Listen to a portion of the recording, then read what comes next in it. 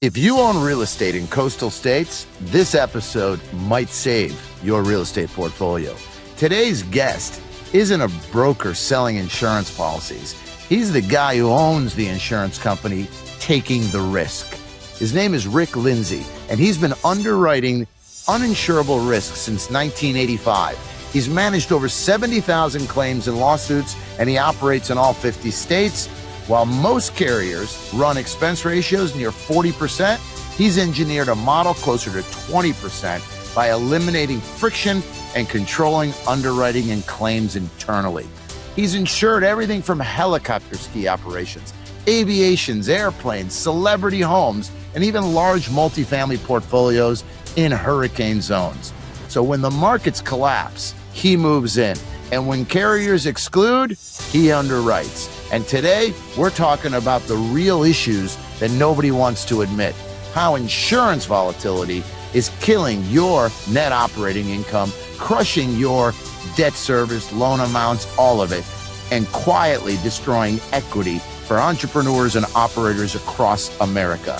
So if you think insurance is just a line item on your P&L, you're already behind. This conversation will fundamentally change how you think about risk, capital, and long-term asset survival.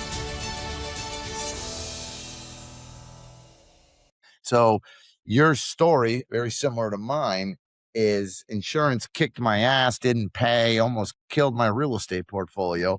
So I got on a mission to understand the industry and tell the truth about the industry and solve my own problem, because it kills me. Insurance kills me. It doesn't pay me. And then when I solved that problem, I got on a mission to spread the word. So tell us, Rick, tell us why you do what you do and how it kind of, how it got started, your mission, because obviously it's not all about the money, right? But isn't it funny when we get on a mission, the 10X money just comes more than the math money? Yeah, I mean, basically, when you have an opportunity, and I think that's what I was lucky to see. As I told you, I tried out for the Olympic hockey team in 1979. Thought I was going to be a professional hockey player. That didn't work out, so I started. I needed to survive and started working in the insurance business. In '85, there was an insurance crisis, and so I was writing nationwide, doing really cool stuff, helicopter ski guides, rafting. And then, when you write the business, that's the fun part. I call every business is like a horse. The front end of the horse, that's the fun part. You feed it, you fed it. Back end of the horse, not so much fun. So, you get into this world where all the lawyers are saying, you have to pay these claims. You have to pay these claims. And I took a case to the Supreme Court in California, Sains versus Whitewater Voyages, and won. And everybody said I was going to lose. And I'm a stupid kid using common sense to challenge lawyers and insurance guys that, went to college and smartest guys in the room, but they don't see the problem and they don't see the solution. They just kind of see no's. It's almost like banks lending money. And, I think insurance and banks have a lot of similarities. I say, I came to a point where I was like, I got to own the insurance company. I cannot spend my life trying to talk people into doing rubbish. It's just common sense. I can see this works, but you have to change the world. And so, I tell everybody I used to be pretty sure, that I had this opportunity. Now I see it applies to every insurance on the planet. You have enough money being spent, right? You got a bucket of money you put up there. Agents and brokers take money out of the bucket. Lawyers take money out of the bucket. TPAs take money out of the bucket. How much money do you have left? The goal is keep as much in your bucket as possible. Don't let it leak out. And whatever is leaking out, you have to identify and manage. Now, when you form a captive, you're getting into the insurance business. That's where I think, again, you're getting sold down the road that a captive is going to solve your problems, and it compounds your problems. What you need is a partner that does what you don't do, right? That takes risk and then shares risk with you. So in the good years, you're recapturing some of your premium in a captive. Problem with a captive is all the expenses are running it. So we have a virtual captive where we partner with our insureds. I actually allow my insured to step into a reinsurer's shoes. And reinsurers do business with me because they make money, but they're really not a good partner. Insurance companies, whether they're in primary carriers or reinsurers, they're trying to limit the risk or take it away from you while providing what you think you need.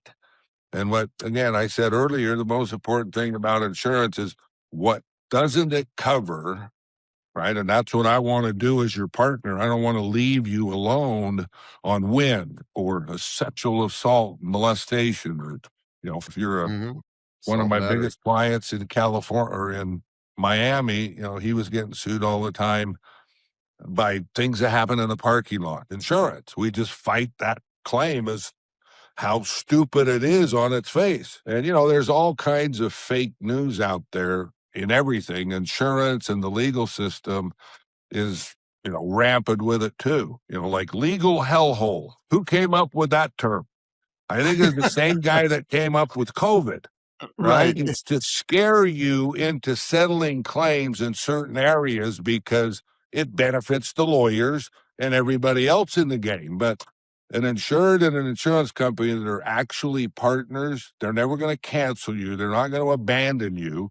They're going to stick with you in the tough times.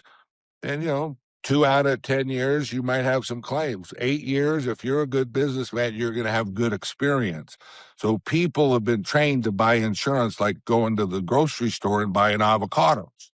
You buy a Right. can of corn. 100%. You don't read the fine print, right? So Mhm. I like one policy. I call it the golden dome of protection. It Right. doesn't do you any good to have a big gaping hole in your dome. Right. No. And it's funny you brought up that situation, right? So we have a client, 1,200 multifamily units, all Section 8, by the way. And he's been building a portfolio inundated with small liability claims. Inundated, right? 20,000, 30,000. And we inherited him as a client around 3 years ago. He was almost uninsurable. Almost uninsurable because they didn't understand the more he made these $20,000 slip and fall claims, parking lot claims, the more he, his general liability tripled per door, which was killing his NOI. He even had to pay off half his portfolio because he couldn't meet bank requirements. So last year, there was at 2 a.m. at an 18-unit property in downtown Fort Lauderdale that he owned. There was a woman and a man who were not his tenants, and a drug deal gone wrong in his parking lot, and there was a shooting, right? And guess right. So the way that we structured him to protect, right, was first of all, they did have coverage at that time for firearms. They were immediately sued by the estate for $1 million. Immediately, they responded, the insurance company. But see, we've even come up with different solutions. So that was about a $12 million property. And when we met with him, we said, what if this happens to you? Well, I have an LLC. The company will pay out $1 million. It's worth $12 million. How much equity do you have? He said, oh, I don't own anything on the property. And I go, why? He goes, because I have insurance. I don't want wind, right? I go, but what you don't see is when that lawsuit comes, they're coming for your building. So what do you advise? We advise debt. At 5%, he took a loan for 80% of the building, right? He added the wind, he had that. But guess what? When the lawsuit came, the carrier actually paid out $1 million, and then they stopped there because we used debt as a protection because of Right. what's left, right? So Right. that's a common sense strategy that we have to use. And when you add up the cost of the debt, sometimes it works, sometimes it doesn't. But the problem is the bank wants the wind and the cat, right? Right. That's the killer. So this is a constant math problem that we are fighting with. But it sounds to me your golden dome would have a solution for this, gentleman. Stay profitable, avoid claims, not carry debt, cat, all that. Yeah. Tell us. No, Yeah. and it's a structure thing, right? Again, nobody's looking at the big picture. And what came to my mind when you talk about that is, I've done taxi cabs forever in all the cities, and they all have different limits, right? In Philadelphia, they only have a $15,000 limit, and each cab is owned separately, right? Then you go to Chicago where they have to have a $300,000 limit per cab, and they own all 500 cabs in one corporation, right? A lawyer, when they sue you, is going to look at that as a target. Now, a smart guy would say, yeah, I got 500 cabs. You want to run my cab business? I'll turn it over to you, right? But ultimately, you have to have a play when the lawyers are trying to set you up to take your assets, right? If Right. you got if all your trucks are paid for, they're going to threaten to come take your trucks or your building, right? That's Right. and I look at them and I tell people, look, you want my trucks? Come take my trucks, dude. Because if I lose this lawsuit, I don't want to run a trucking company anymore because you can't be in business, right? I have to pay claims I'm not at fault for. So, structure is part of it, but it really depends on what you're comfortable with. So, some companies will separate 5 cabs into separate LLC. So that's the most they could lose on any one deal. So, but it's a plan. It's a 10-year plan. I joke with financial planners all the time. Like, oh yeah, you can retire with this much money, go down to Florida and live good. And I'm like, well, what happens when the storm destroys your plan? Oh, we don't look at insurance. I'm like, how do you look at somebody's retirement without figuring out what happens when they move to Florida and a hurricane hits them? No, 100%. They don't get it. And that's my story, how we'll get into. But you brought up a lot of interesting points. The GFC collapse, the banks, right? And for me, like, I don't understand why sophisticated high net worth investors, entrepreneurs don't get this game of insurance, and they look at it as a line item on everything. But you brought this up. What do you think is the fundamental reason for failure, right? In these banks, in like you said, every time insurance as a structure, right? It's a failure for the consumer. It really is. It's a failure for me. It's a failure but who seems to make money It's all the really a time. failure for our nation. When it's one lawsuit, nobody knows. It's just your little nightmare. But it's still a rumbling volcano that if you mismanage it, it'll eat your business. Right. And then if 100%. if one of your competitors is over there thinking, oh, I don't get sued, I've never been sued. Well, guess what? When they sue you out of existence, he's next. It's coming to a town near you, dude. It's like everything else. You think you're sitting there quietly and not saying what you feel because it's not affecting you. It's affecting the guy over there. Guess what? It's coming to you. So it just always is absurd to me. And, insurance is this. I have this podcast called I Hate Insurance. And I call it that because I know everybody hates insurance. I can say that to That's right. anybody. If they, oh, no, I love insurance. I say, you're a damn liar, dude. Insurance never works out the way that you think it should. And how we solve that is we do a mock claim, right? So you have a storm and you don't have flood and you don't have wind. What are you going to do? Sue an insurance company? Because they're going to argue they didn't give you that coverage and lawyers are going to get rich. So Right. common sense says, look, do real math, right? Actually, if you think you'll never have a claim, pretend like you had one and see how that's going to work out for you. How your insurance company is going to treat you. Are they going to pay $5 million on a claim when they get sued and then leave you? They'll cancel you, and then you get to go explain to all these new insurance companies why you had a $5 million claim, Right. and they And don't you they can't. don't they don't care. No. There is no good excuse, and it really is a function of bad decision making because you're not looking forward into the future. And the firearms market does it. There was a new case settled for one of these shootings yesterday. They paid $1.75 million. And it's, you can give your life away. You can settle those claims. They got caught up in the litigation. They have a bad insurance partner. They had lawyers that, like every other claim, you get to the courthouse steps, it's settling is always the solution.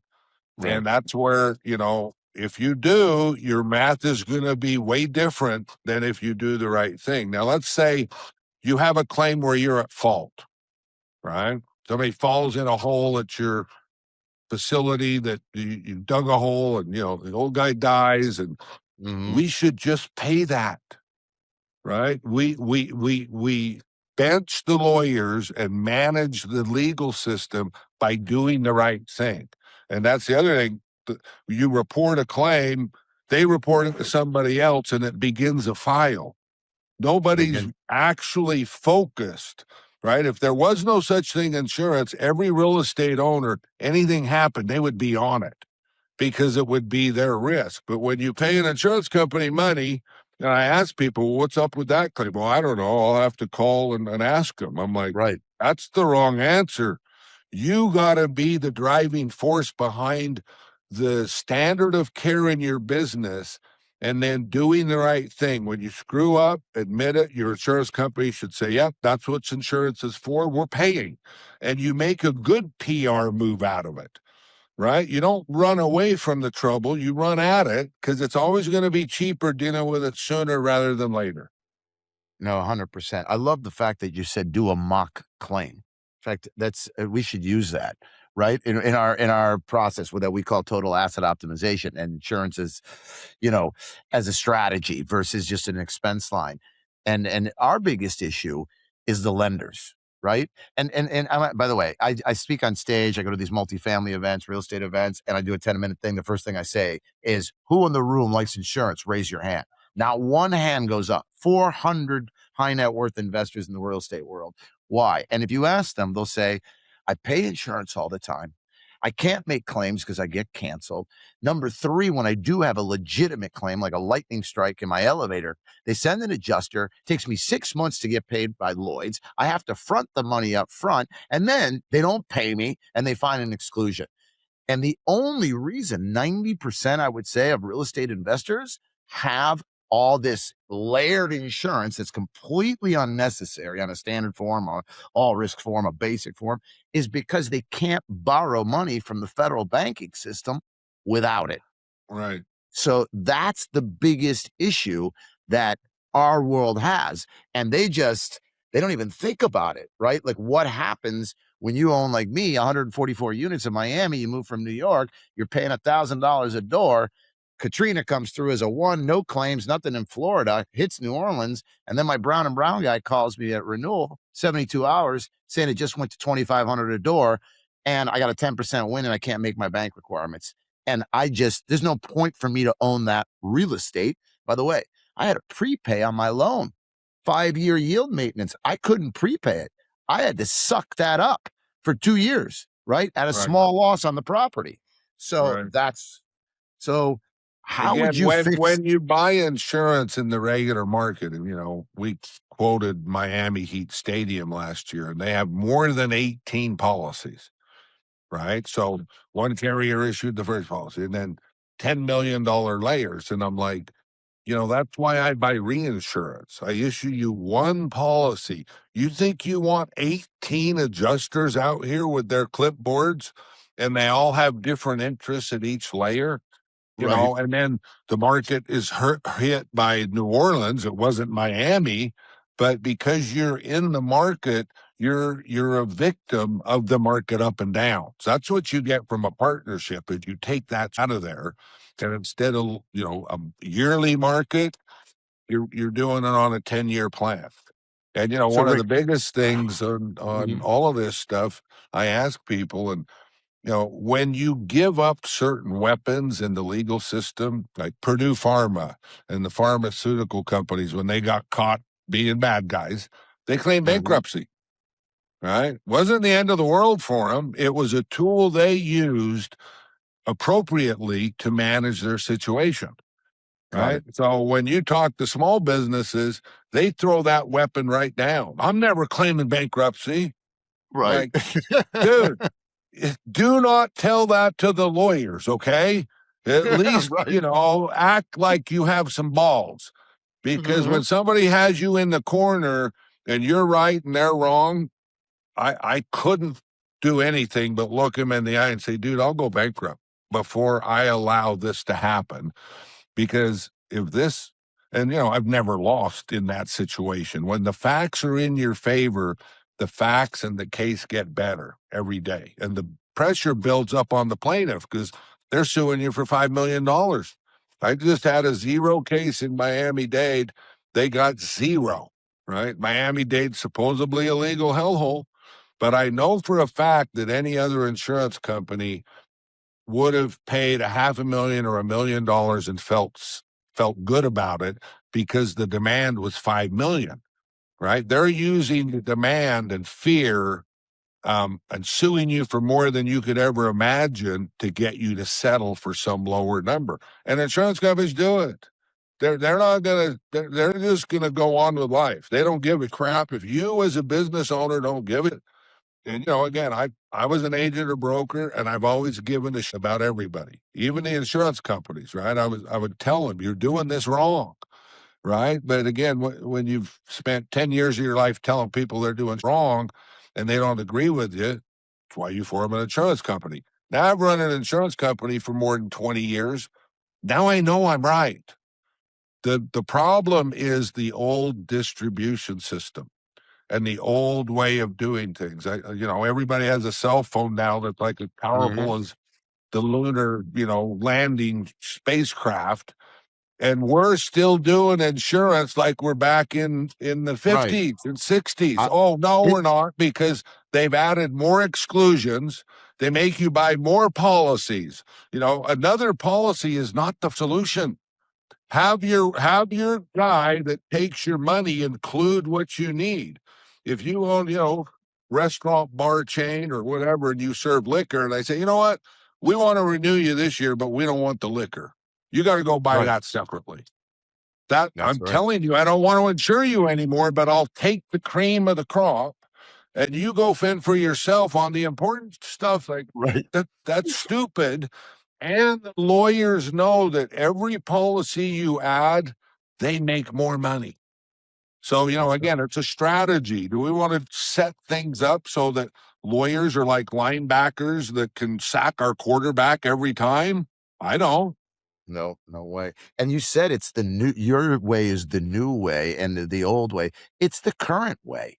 It's still the old way, right? The only one who's got a new way is really people like you and I, right? And that's how we connected, because he hears how I talk about insurance. I'm the CEO of an insurance agency. He's the CEO of an insurance company. So there's not too many people doing it this way. They're still in the old way, and the Brown and Browns and the risk strategies and all of that good stuff. So So, our hey, audience, you might already know this, but let me jump in here. Um, I've been trying to convince and find insurance professionals and explain this to them and get them to come over to the good side. And so I've given myself the self-given name of the insurance preacher, because as I meet with people for 10 years, I sound like a maniac, right? I, right? I'm, basically we get fired up, and before you know it, I'm like, shit, I sound like a preacher.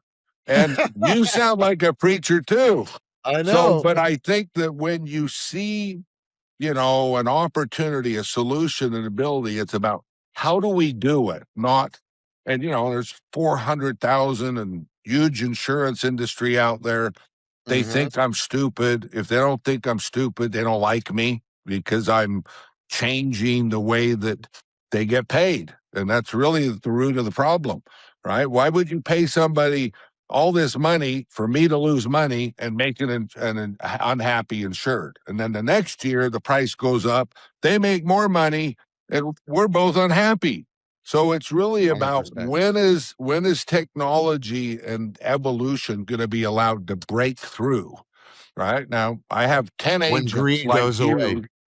Well, but we can't wait for that, because that'll never happen. What we need is we need our own army, right? We need smart insureds that are going to make better decisions that in the long run are a much better value and save you money. Or you keep doing it the old fashioned way, and the claims will get bigger. Every time you pay a $20,000 claim, it's going to become a Hmm. $30,000 claim.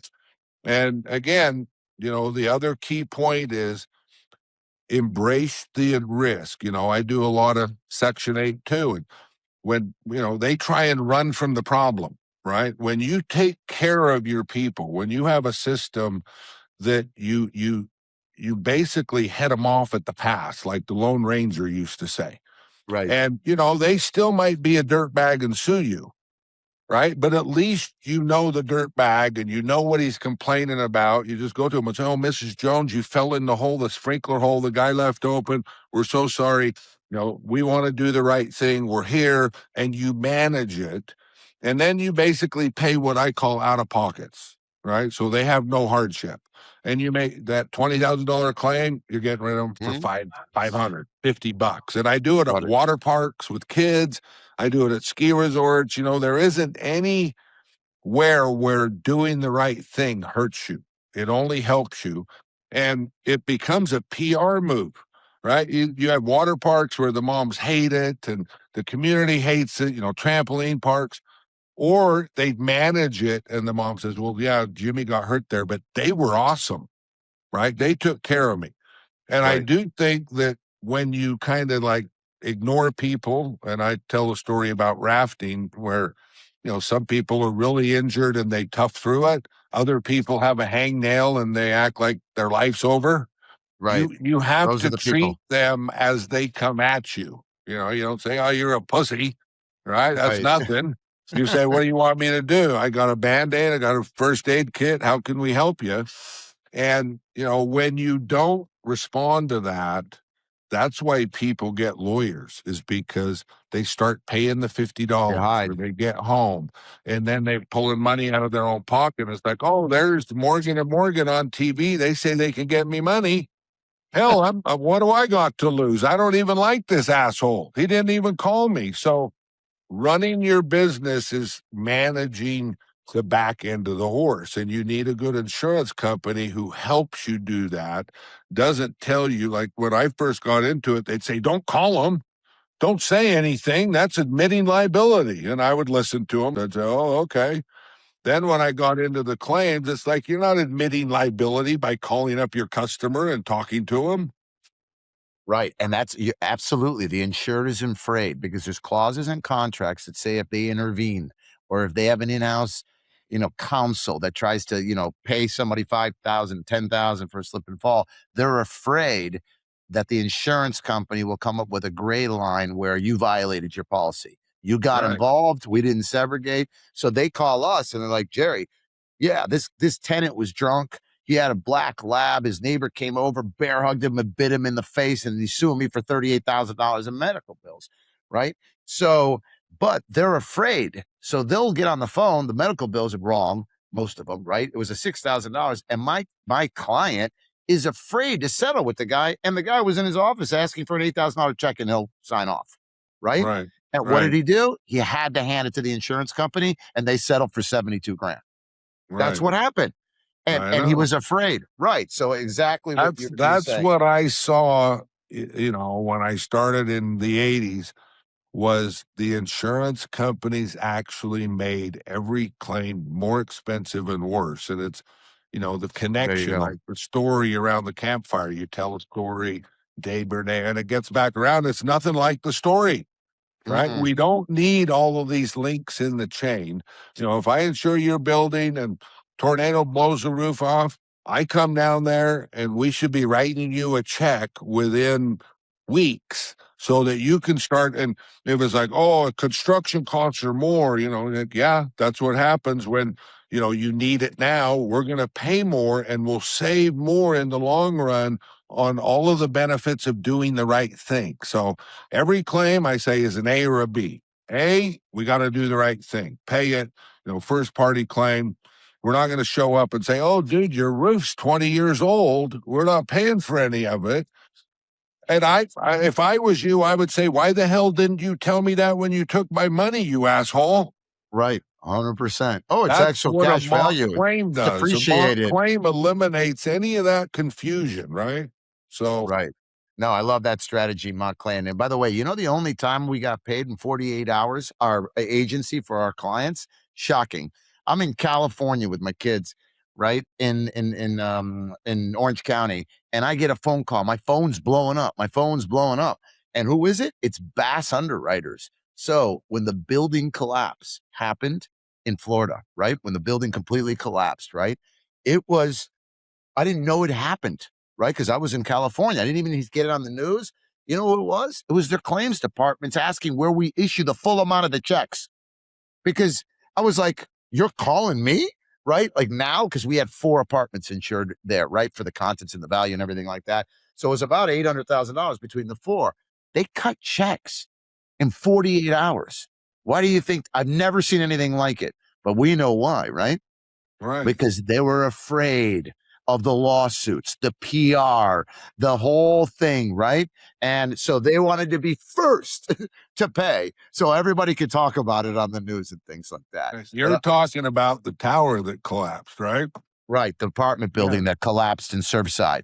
Yeah. So Right. again, if you run that claim through, the building itself was insured by a company I know, liability, and they just paid their limit too. Right. Right. And then Paid. everything comes down to what's the left. Now it's the land that the assets left. And I mean, lawyers would sue everybody forever, hundreds They of sued millions of everybody. dollars, but The the way that city. that was handled shut it down. Right. But that was the fastest claim I've ever been paid. But, by the way, do you insure Woodward in Park City? I do not. No, that's Okay. part of, You're they're part of familiar, the, right? we do. Yeah, that's right by my house. We do, My son all the went to camp helicopter there. ski Yeah. guides. We do snow cat skiing, and then we do some of the resorts back east. But the big boys are all part In the of, Woodwards. some big corporate structure. Right. So listen, our audience is a lot of commercial real estate investors, but also real estate beginners and just, young entrepreneurs and things. So in if we're talking to a 25-year-old, explain to them, Rick, how you've solved the problem of insurance and how you've created the program and how it works on a basic level so they can kind of understand the solution, which is you, versus the shit that we deal with, right? If you can do that, like we're talking to a 25-year-old, so they get it. I get it, but I'm an insurance professional. Go for it. Well, I mean, I think that, again, it's actually having a strategy and a plan. So, I think of a 25-year-old kid who says, hey, I'm going to buy a bunch of homes and I'm going to fix them up and I'm going to rent them out to VBOR or I'm going to sell them at a profit. So they start buying homes and, insurance is the last thing on their mind, right? So most of them go buy a homeowner's policy, right? And I know people who have a claim, they have a homeowner's policy. I'm like, so what were you doing? Well, I was renting it out. I'm like, well, that's not a homeowner. Homeowners, you live in your own home, right? So you need a commercial insurance policy that would go into effect, insure you while you remodel it or whatever you're doing, and then insure you for renting it out long term, short term. Does it have a pool?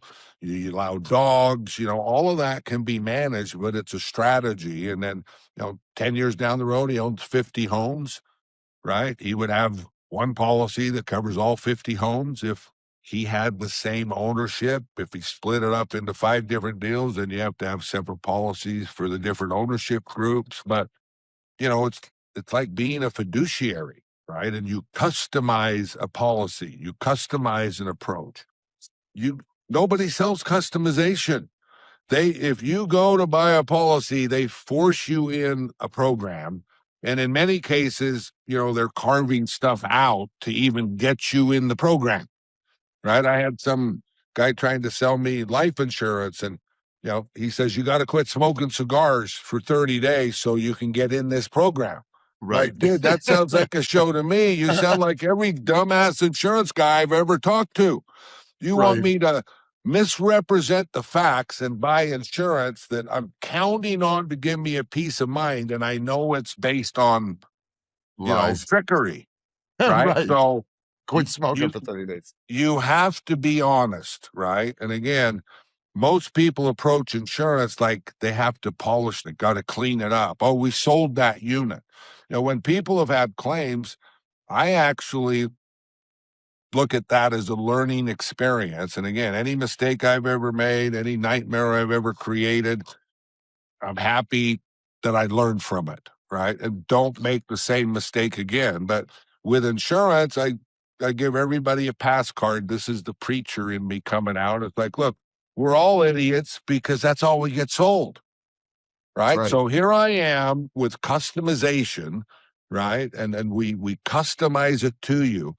if you buy a commercial auto policy from us and you use it personally, I include personal. I don't want you to be in a personal accident and me to, and that's kind of the story. They're looking for a way to decline it. Right. That doesn't help Always. the insurance company. It actually makes every claim worse. And that's when they start running away from stuff, is when they're really not in your business. We'll do that, but we don't like the liquor. Or we'll do that, but we're going to add firearms exclusion to your, habitational policy. And it's like, Right. I can't It, control people's firearms, right? mm-mm. I need an insurance company who's with me and helps me fight. And actually, you're liable for that. That's kind of a road down the wrong path. That's fundamental that we have to fight that issue. Right. No, I agree 100%. And so, for example, people, what we're saying is he's saying exactly what I say. There's no customization and there's no real risk coverage, and anything they look for, they exclude. That's really what you need, and you're paying for a bunch of things that you don't need. So I'll just give a quick example. So homeowners policy, it's a basic form, right? And let's say you have $1 million. It's a form, coverage A, B, C, and D. Coverage A carries your house for $1 million in replacement costs. So that's fire, hazard, all that good stuff, wind. That's it. But then there's coverage B, which is automatically on a form 25% of coverage A, which is your contents. Well, that's $250,000. And by the way, most people, if I shook your house, because everything else that's attached is in coverage A at 1 million, they don't have $250,000 worth of contents, number one. Number two, when you read the fine print, it says max per contents on an item is $2,500. And then you've got a deductible that's at least $500. So what it says is you don't get paid. Then they move to coverage C, which is loss of use, which is, again, another standardized form. 25% of coverage A, $250,000 for you to go rent a home if your home burns down. Well, I don't need that coverage. Why? Because I have multiple homes, and so does Rick, right? So we don't need $250,000. And then when it comes to the liability, they give you $100,000, Right. which is what you really needed. But instead, you're paying for all things that you don't need, and that's the issue.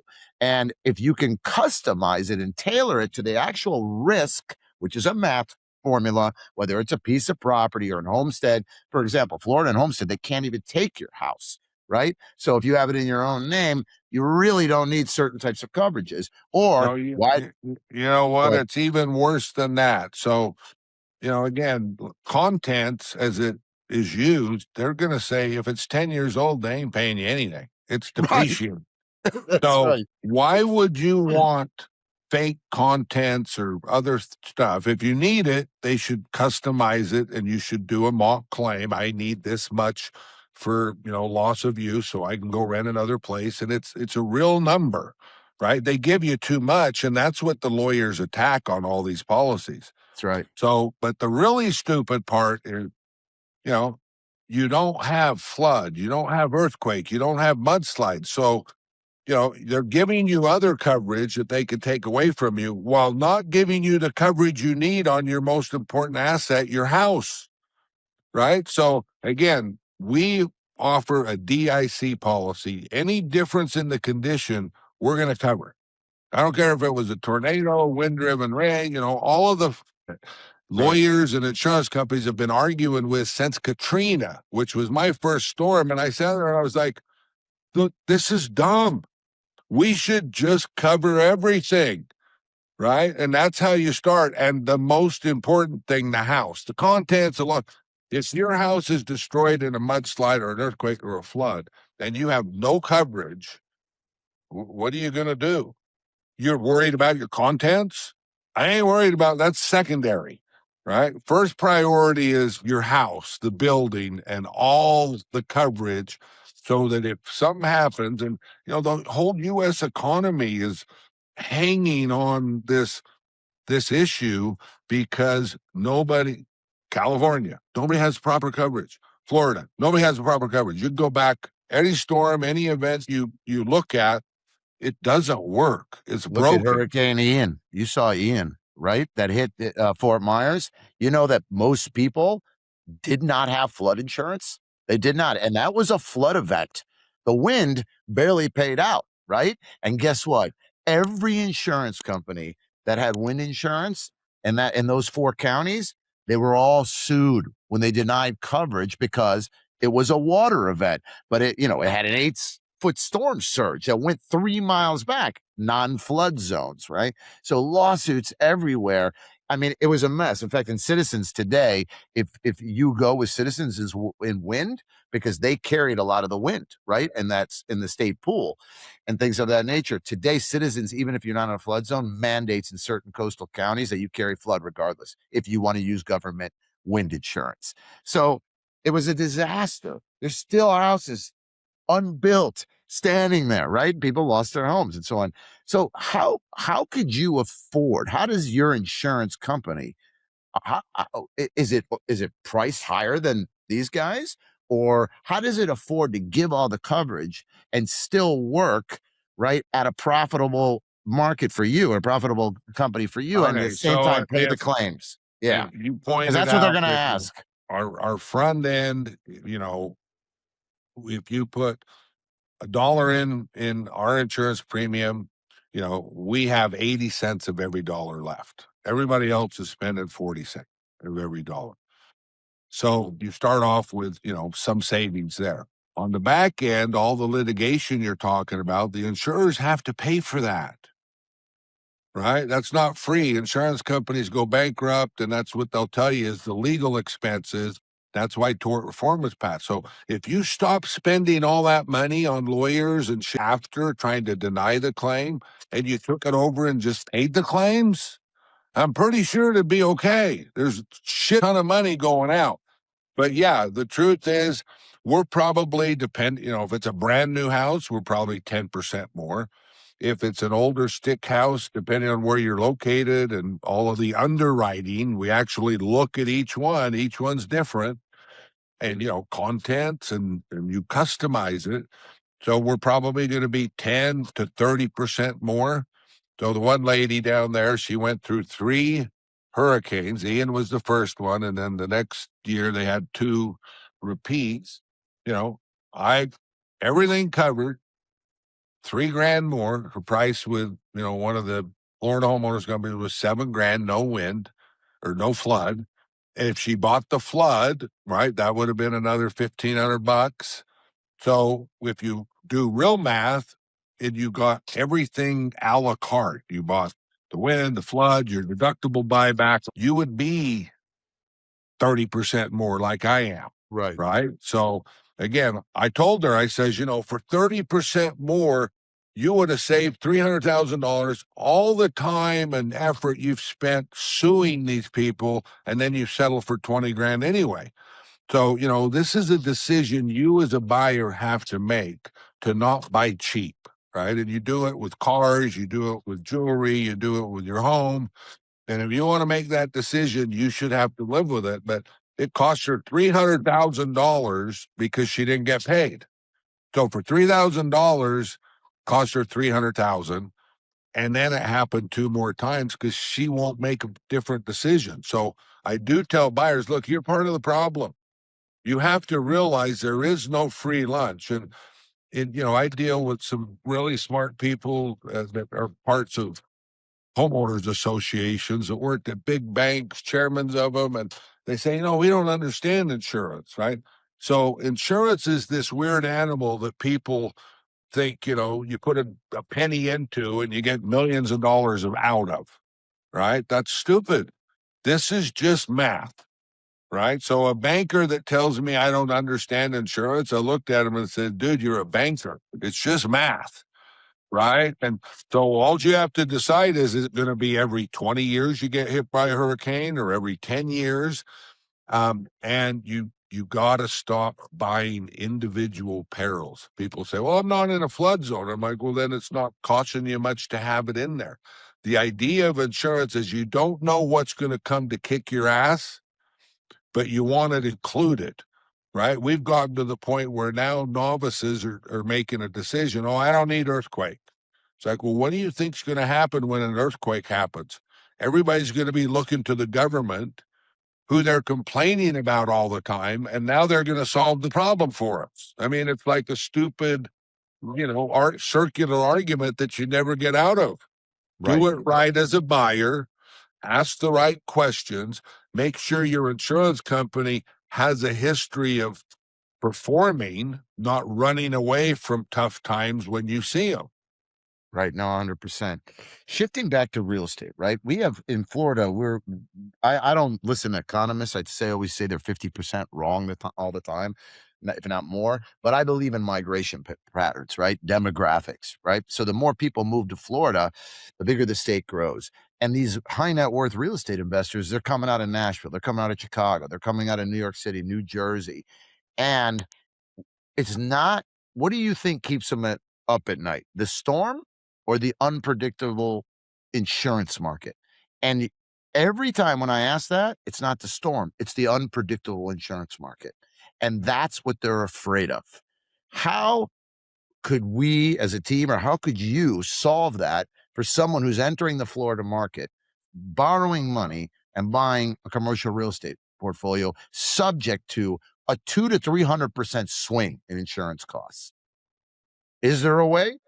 Yeah, I mean, I think again, what I've said before, it's a strategy, it's a plan, right? You're at the lowest point, right? If the rates were the cheapest ever and you could go buy them Now, at that cheapest rate, is that what you want to do? Because you're going to throw your market into higher lows and peaks. The whole purpose of insurance is to smooth stuff out so that, you're not out of business in the one bad year you have. And a partner to do that, obviously spread of risk is important, right? If you buy a whole street, it's really like one building. So, right, as they come into Florida, I think that having some coastal, some inland, and making good decisions about spreading your risk out, because everybody does that. You do a location and severity model that shows you, what. And again, weathermen, actuaries, all these guys, they're lucky to be right 50% of the time. I have to be right 100% of the time. Right. And so that's why when people say, I want you to be cheaper, I'm like, we can always move the rate down if we're too high. But, why would I go low and compete with stupid so that I can't perform? Right. Because I can promise the world, but if I'm not appropriately priced and doing proper math, then I can't perform at the back end. And, it's the reinsurance market. Sometimes I can get reinsurance really cheap. Do I want to buy that, fake reinsurance that'll go away? And when we're partners, that's a part we make that decision together. Right? It's like, should we take advantage? A lot of times reinsurers have an appetite. You know, they want to be above 5 million because they figure in this type of setting, if we're above 5, we're never going to get hit. And that's how most people design programs: is how to be the cheapest, play at the layer where I can go control the market. And right, again, it's like that's kind of cutting it thin. And show me when that approach has worked. Right? Everybody who comes in cheaper on any class of insurance business over time fails, cancels, or goes out of business. right. Right? They go do something else. So, it's like I always joke, American because if coastal. if you if you went and got roofing bids and you got a really cheap bid, most people that would scare them off. They would say, "I'm not taking the cheap one." With insurance, people Mhm. take the cheapest one. That's like the easiest decision in the world. And so I try and just get people to look, there is no magic leprechaun that, you're going to win and somebody else is going to lose. What we do by trying to be tricky and screw the other party is we feed the lawyers because it's disorganized. Nobody knows what to expect. And history proves that. And my first event was Katrina. And I was like, this is stupid. Bench the lawyers by getting rid of all the arguments. That saves. I mean, if you go to Florida, they have the numbers. I can't even remember them because there's so many. But the litigation portion of all of this is Right. more than they're paying out.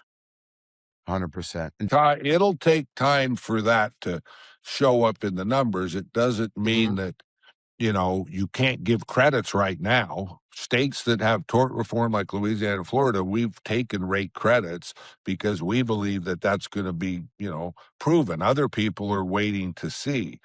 But, if you do all of that and you don't change the structure of your partnership and your approach to the legal system, you're still going to pay. So we had this claim where, now if you lose a lawsuit, you have to pay the litigation bills. We do an offer of judgment, and we made an offer of judgment. So this big national law firm suing for $5 million, get to the courthouse steps, they drop to 1.9. Then they think we're going to settle. We don't settle, we win. So they now owe us the $300,000, right? So the plaintiff's law firm went and bought them an insurance policy to keep them comfortable, because that's our pressure point on the plaintiff. It's like, look, you're going to lose and you're going to owe us $300,000. Right. So how does the plaintiff lawyers, they go get them an insurance policy now to say, hey, don't worry about it. If we lose, it'll pay. Right. So we Right. win. They're refusing to pay, and they want us to just walk away from it. So, because you change the rules or you put yourself in a better position, like trucks with cameras, and the camera shows that you're not at fault, but the kid lost his leg, most insurers are still going to pay those claims. They're not going to change their behavior, right? My behavior's always been like this. I've always been crazy about fighting frivolous litigation. So, I'm having to convince people to relax. We can win this because of the bully and the fear and the fake news, legal hellholes. Everybody starts in their pants, right? A lot of people will settle when you depose them, right? I don't want to be deposed. Can't we just settle this? I'm like, dude, we're in the game here. You got to go be deposed. You got to, tell the truth. There's nothing to be nervous about. This is a frivolous case. So if you don't show up, they win. So, again, you have to execute after these changes come through, or they don't mean Right. anything. It's like not enforcing the law. The law is You no have, good. yep. You don't No, enforce it. you know how many clients call us and they're so pissed at the frivolous lawsuits, and they're like, Jerry, I'm not paying them. I'm not making a claim. They want to attack. They want to get their own lawyer. And that's how our clients, these investors or entrepreneurs, that they feel the same way. And they get so pissed off when the insurance company pays them, when there's a settlement, when the lawyer, this one guy, he got paid $240,000. And my client was so pissed. It was a piece of drywall they claimed fell on a head in a shower in the middle of an eviction, by the way, the same day they were being evicted, right? And by the way, the counsel for which I got involved for the insurance company was paying, he was the one jacking up the amount. It was like, who do you work for? Right. And then they wanted to depose them. And then the best is the discovery. We need 5,000 documents, right? That take 6 weeks to review because they're billing them and billing them and billing them. At the end of the day, it was a $262,000 settlement. My client was so pissed and he had no control, right? So you just see how badly the system is broken, opposed to where Rick, he's actually standing on those principles, right? And he defends it. And that's one of the way to keep your expense ratios down and keep you profitable and being able to offer risks that other carriers will just exclude, right? Is that what I'm hearing?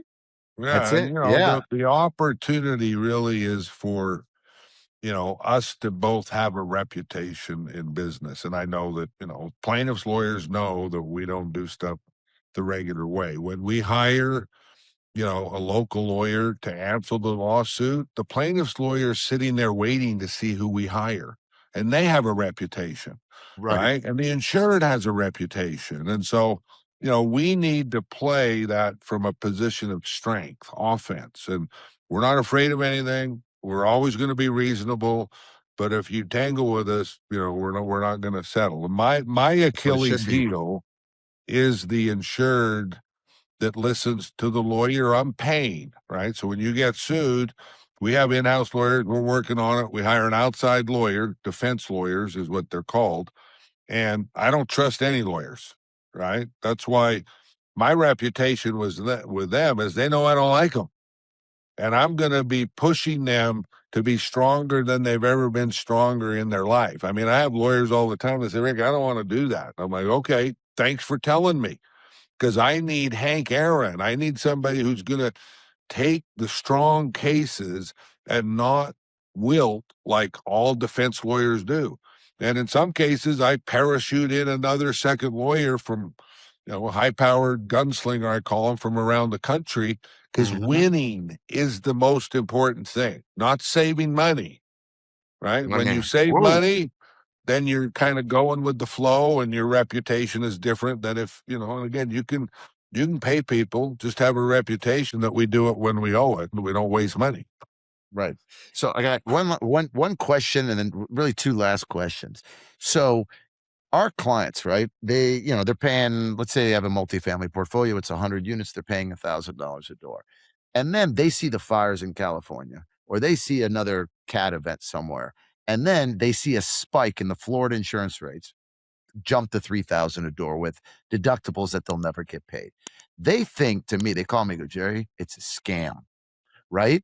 Is that, in your opinion, is it true? Are they manipulating the market? Or is there a real reason that a market can jump 200% in, for example, South Florida, the Carolinas, when an event happened in Alaska or wherever the hell it happened, or in I California? mean, I think it's just the way the old machine operates with, the poor evolution of the business. It's never going to change until buyers and insurance companies evolve, right? And so when some company, Philadelphia, whoever, has a claim in California, and they decide, we're going to increase rates across the nation, and then they're going to look at the states that are legal hellholes or more difficult venues, and most time they'll get out of those or increase the rates more. So I'm a consumer, insurance consumer. When it doesn't make sense to me as a consumer, I can't sell it as an agent or a broker or an insurance company, right? Honesty. We need to Right. do the right thing and stop growing litigation. I mean, you could actually think this is one big scam, and the insurance companies and the lawyers have this all planned out because they're getting rich, right? The brokers and producers who are delivering they deliver bad news to people, basically, right? So All when does day. the agent or broker ever have skin in the game, right? And that's what I tell them all. When they call me to complain, oh, this or that, I'm like, hey, dude, start your own insurance company and then you'll understand the solution. Because when you're sitting on the sidelines, you're not in the game enough to actually understand how to fix the problem. Insureds do, but insureds don't have access to the markets that can solve the problem, because, to be honest with you, I won't pay them all the commission. When the Right. prices double, Perfect. I don't think the agent deserves double the commission until we turn the boat around, start making money and performing for our insureds. Then it works for everybody. Right. But where the insured's the one always getting crushed, the agent can't always make more money. And I use the example of real estate. If I sell you my house, I bought it for $1 million, I sell it to you for 2, and then you sell it for 3. Real estate agents get more money because the value goes up, but everybody's making more money because the value goes up. Insurance is the opposite, right? It'd be like the homeowner losing money every time and the real estate agent's getting rich every time. That wouldn't be put up with. Right. So 100%. there's a real evolution. I don't know when it's going to happen, right? I didn't know when the mortgage crisis was going to blow up in '08, but I could tell you, I could feel that wasn't right. Something's going to break here. And, the more people I meet like you, the more I think the insurance preacher is having an effect. There's not many of against us. the wave of the old, the old school Right. guys. So And see, you just said it all, right? So you said that. So I do my presentation. So you and I both know that the largest private equity roll-ups in the country are in the insurance space. There is almost no independent agents left. Every insurance professional that he's talking about, 90% across the country, who are they? They are commission-based salespeople, right? And like you said, they profit. It goes up, they profit, and they're owned by private equity, which in turn is all profit and return driven. So that, to me, is a massive poison in this industry. And that's exactly why you get that phone call 72 hours before your renewal and the premium went up 300% with no warning because it's, hey, I'm over the insured. so I'm going to the screw you, but I just made 300% more revenue, right? the And ans that the greed, other part of that trap is that when they deliver it, at the last hour, it, they've been trying to find you a replacement market at the old price, right? And they don't want to deliver bad news, so they wait till the last minute. And then when you go out to try and get a quote, everybody's like, "Oh, dude, it'll take me 2 weeks to quote this. I can quote any risk in 24 hours. It's not that hard. it's not It's that not hard. that hard. If I have the information that you provided to whoever got you the quote that went up 300%, you get a copy of that, you get it to us, we can quote it same day. And we could, a lot of people are trapped because of the late timing of delivering They quotes do it on by the market. purpose. It's a strategy. They had the quotes 2 weeks. They knew exactly what was going on, but they left you with no ability to shop because you got a loan breathing down your neck. And if you don't bind insurance, number one, you don't have coverage, and number two, you got a bank who was forced place you at 3 times the price with no coverage. So it's just that's what kills us all the time. And obviously, I built a company that we don't do that. We do it 45 days in advance. What's changed? What's your goals? Who's your lender? What are you changing? Have you changed, updated all of it? So that's the difference. And we call that total asset optimization.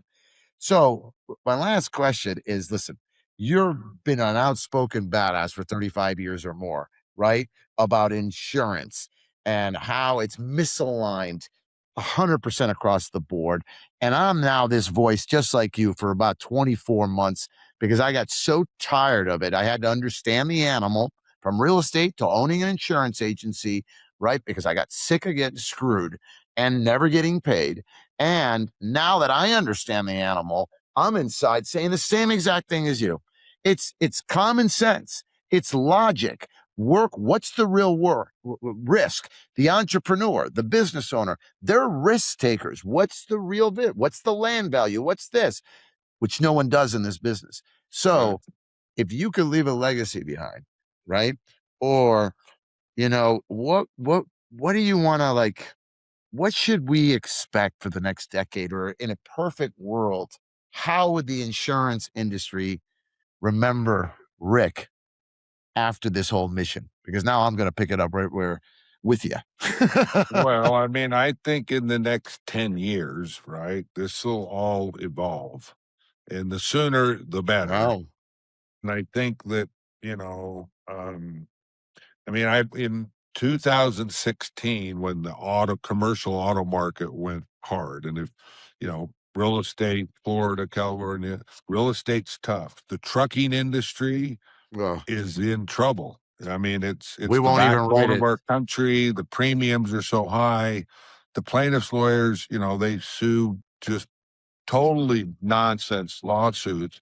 When they have a great one, that's what they should take. But then, again, a lot of really good lawyers decline cases that they're not liable for, but they'll work their way down to, lawyers who need to work, and they'll make claims on the stupidest claims ever, and they'll overpromise to clients. But my real goal would be for the big boys, right, to actually give up on their own model and start doing it the right way, right? Partnership. That's how you win games. It's like the Like playground. You can't win-win. win the litigation game issuing policies with fine print because your interests aren't aligned.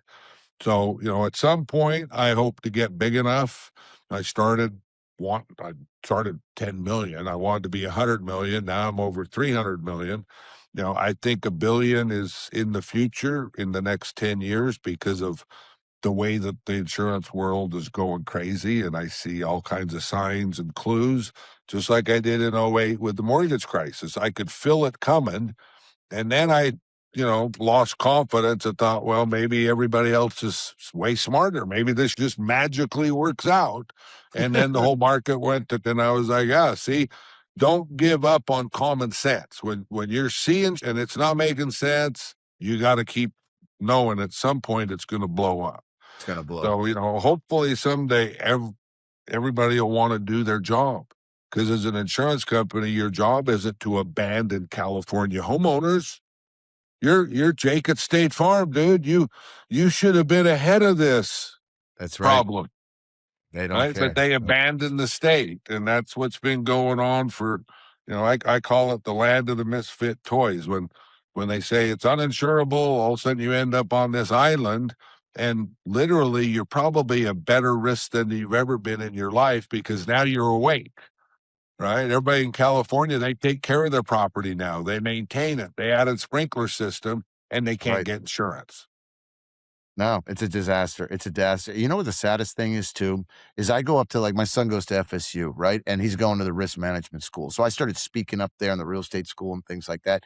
They host this thing called I-Days for recruitment, right? So I went there to see if I can get some recruits. These are 22-year-old college kids.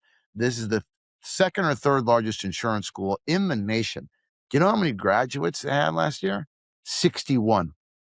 61, 99% job placement at 80K or more. I go there to recruit. I don't have, I can't get in the room. Markel, Lloyd's, right? Every Marsh, USI, and they suck them out. And then they suck them out. And then I go to the insurance school and I talk to the professors, and then I go to the entrepreneurship school and then the finance school and I speak and I go, why aren't you people in insurance? Right? You're in finance, you're in entrepreneurship, you're in banking.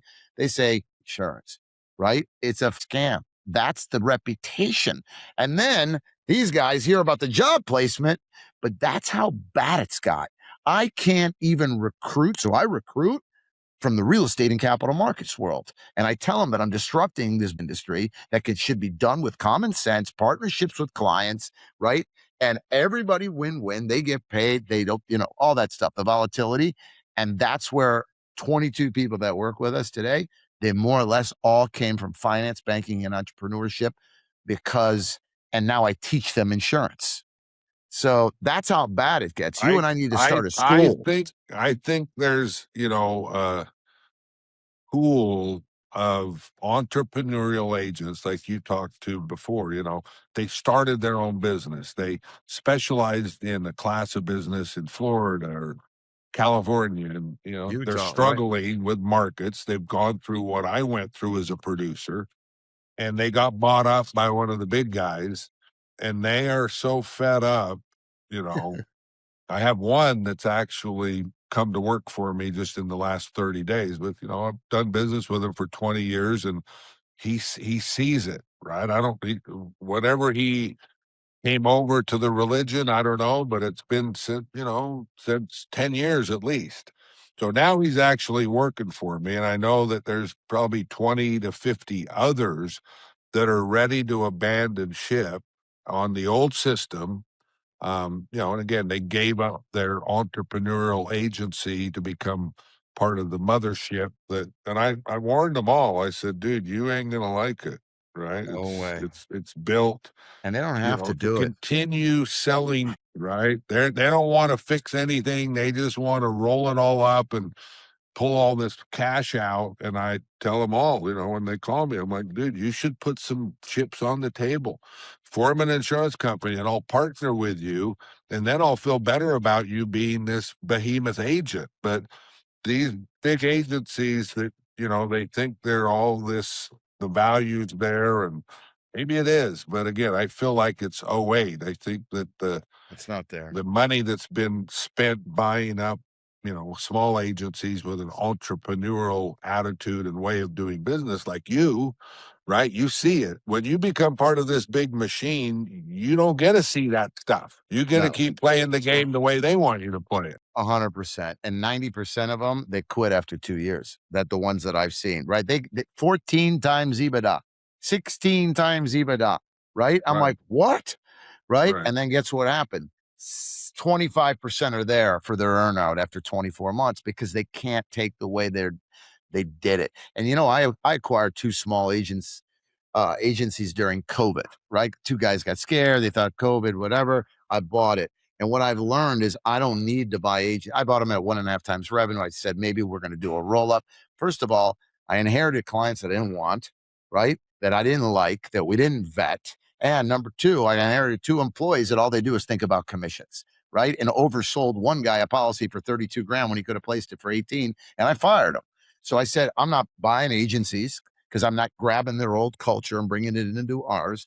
And number two, ever since I started talking this way at real estate events and entrepreneurial events about insurance, we've 3x'd, right, on the gross sales side in 36 months. 3x every year. And now I can see it because when you tell the truth, you do the right thing, build a partnership with the clients, guess what? I don't need acquisition. We grow organically because we do the right thing, right? all right, And common sense. And all right. that's what the industry doesn't get. They're too worried about making money. If you worry about what Rick worries about, what I worry about is actually solving the problem for them and for you, right? And it's common sense. And then it's amazing how the universe works and how we grow with that. And by the way, now that you just said that, we need an insurance company. So that's another thing, like partner with an insurance, because we've been talking program and this and that, but we've been using other people's programs, micro captives. Well, But again, again, yeah, I mentioned a couple of times that, yeah, all of the smart guys are buying up agencies, right? And they have private been for equity. 10, 15 years, right? Right, And that is the last place I would put my money because of just what you said is, you're buying up customers and their mentality, their culture, the way they use the market. Everybody's different, right? right. You couldn't go into two guys and they now shove you all in this one deal. And again, when I went to Chicago in 94 and, started a company with every penny I had, and I still reinvest every penny, right? So I have a sidecar, a new company that I started where people can join as shareholders. I put $40 million in there, and the shareholders, one of them a big publicly traded insurance company, they're like, that's dumb. You should just send the money out to us, right? We need the money. And I'm like, dude, this is like the bigger opportunity I've ever seen in my life. I would get the majority of the money. I don't want the money.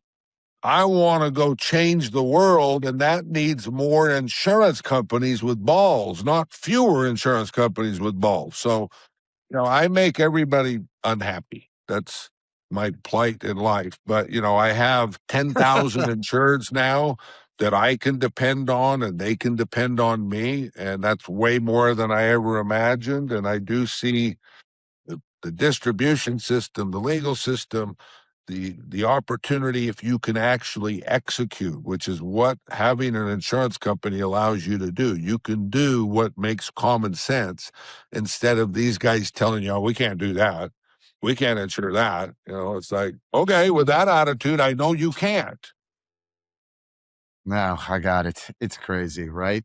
So I know we go through the same pain and so on and The so forth. solution is here. And I've got a new member of my church, an insurance preacher. I Right. think I met my match.